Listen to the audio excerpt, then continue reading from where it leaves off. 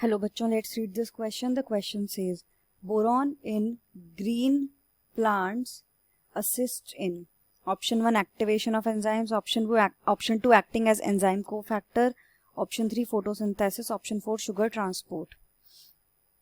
तो इस क्वेश्चन में हमें ये बताना है कि अगर हम बोरॉन की बात करते हैं तो ग्रीन प्लांट्स में वो किस फंक्शन में असिस्ट करता है. तो जो की कॉन्सेप्ट हम इस क्वेश्चन में देखेंगे, हम देखेंगे functions of boron. Functions of boron. तो बोरॉन क्या है हमारा? बोरॉन एक एसेंशियल एलिमेंट होता है. Boron is an essential element. Essential elements वो एलिमेंट्स होते हैं जिनके बिना प्लांट्स की लाइफ साइकिल पूरी नहीं हो सकती है, जिनको कोई सरोगेट नहीं कर सकता, यानी कि उनका कोई सब्सटीट्यूट नहीं होता. और अगर उनकी डेफिशिएंसी हो जाती है तो सिर्फ वही एलिमेंट्स का सप्लाई अगर होगा तो उस डेफिशिएंसी से प्लांट्स बाहर आ सकते हैं. तो हमारा जो, अगर हम बोरॉन की बात कर रहे हैं तो बोरॉन क्या है? बोरॉन हमारा एक माइक्रोन्यूट्रिएंट है. माइक्रोन्यूट्रिएंट्स क्या होते हैं? बेसिकली एसेंशियल एलिमेंट्स को दो कैटेगरीज में डिवाइड किया जाता है. वो एलिमेंट्स जो ज़्यादा मात्रा में रिक्वायर्ड हैं और वो एलिमेंट्स जो कम मात्रा में रिक्वायर्ड हैं. तो जो ज़्यादा मात्रा में रिक्वायर्ड हैं उन्हें बोलते हैं मैक्रोन्यूट्रिएंट्स, जो कम मात्रा में रिक्वायर्ड हैं उन्हें बोला जाता है माइक्रोन्यूट्रिएंट्स या फिर ट्रेस एलिमेंट्स. तो बोरॉन क्या है? एक तरीके का माइक्रोन्यूट्रिएंट है.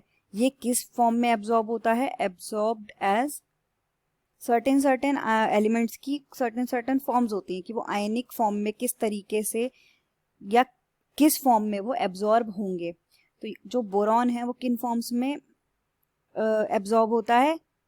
तो ये एब्जॉर्ब होता है सॉइल से बोरेट या फिर टेट्राबोरेट आयंस की फॉर्म में. एब्जॉर्ब्ड एज बोरेट और टेट्राबोरेट आयंस की फॉर्म में ये एब्जॉर्ब किया जाता है. बोरेट आयन इज बेसिकली क्या होता है हमारा? BO3 negative. और जो टेट्राबोरेट है हमारा वो क्या है? B4O7 2 negative. ये हमारे आयनिक फॉर्म्स हैं बोरॉन की, जिन फॉर्म्स में ये एब्जॉर्ब किया जाता है प्लांट्स के द्वारा. अगर हम इसके फंक्शंस की बात करें, when we talk about the functions of boron, तो बोरॉन के फंक्शंस क्या होते हैं? बोरॉन हमारा इन्वॉल्व होता है कि हेल्प करता है किसमें? एक्टिव सॉल्ट एब्जॉर्प्शन में. एक्टिव सॉल्ट एब्जॉर्प्शन में हेल्प करता है. इसके अलावा फोटोफॉस्फोराइलेशन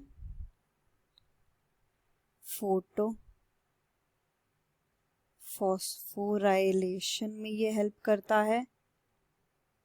ट्रांसपोर्ट ऑफ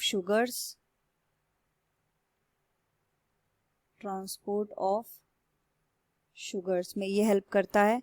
इसके अलावा हमारा ये किस में हेल्प करता है? Synthesis of nucleic acids. Synthesis of nucleic acids में हमारा बोरॉन हेल्प करता है. इसके अलावा अगर हम इसके फंक्शंस देखें, कैल्शियम के अपटेक में, uptake of calcium ions, then cell division, cell elongation, cell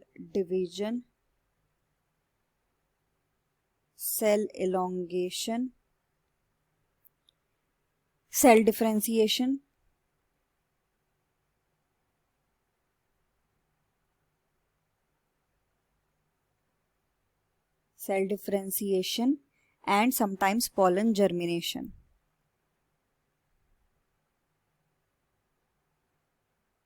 तो ये सारे क्या होते हैं? ये सारे हमारे बोरॉन के फंक्शंस होते हैं. अगर हम ऑप्शंस देखें तो एक्टिवेशन ऑफ एंजाइम्स, ये हमारा आंसर नहीं होगा. एक्टिंग एज एंजाइम कोफैक्टर भी हमारा आंसर नहीं होगा. फोटोसिंथेसिस में भी ये पार्टिसिपेट नहीं कर रहा है, डायरेक्टली असिस्ट नहीं कर रहा है. फोर्थ हमारा शुगर ट्रांसपोर्ट, तो ये हमारा यहाँ पर सही आंसर होगा क्योंकि यहाँ पर हमें दिया हुआ है कि ये ट्रांसपोर्ट ऑफ शुगर्स में हेल्प करता है. तो हमारे यहाँ पे करेक्ट आंसर क्या होगा? Option number 4. Answer is option number 4. The final answer is option 4, sugar transport. Hope you understood it well. Best of luck.